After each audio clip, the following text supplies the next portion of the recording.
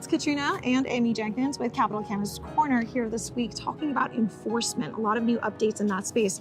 Amy, Miss Expert of California here in the cannabis space, who's been working very hard on all of our behalves.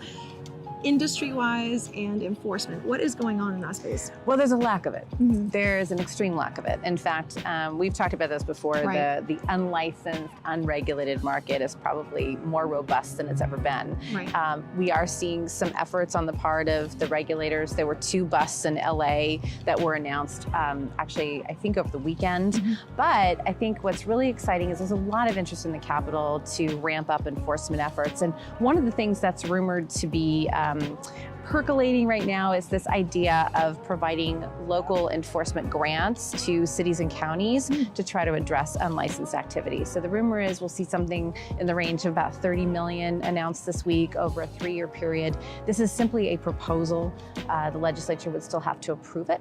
Okay. But it's certainly something the industry, the regulated industry, would fully embrace. We've been asking for more enforcement dollars, and so this is a really positive step. And just for clarification, this is local enforcement. Correct. We're talking about in local dollars we're talking about, Yes. right? So not necessarily state, and obviously everybody already knows federally it's not approved. Right. So we're talking about local here. And here's the other thing. The part that we were discussing last week was that a lot of consumers who go into these retail shops and so forth don't really sometimes realize they might be stepping into a store that's actually not even legal.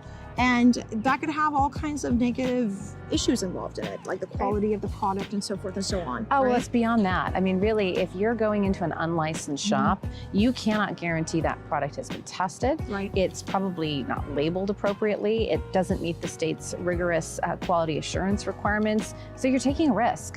Unfortunately, consumers don't know the distinction oftentimes between licensed and unlicensed. And, you know, there's a lot of efforts underway to try to better inform consumers.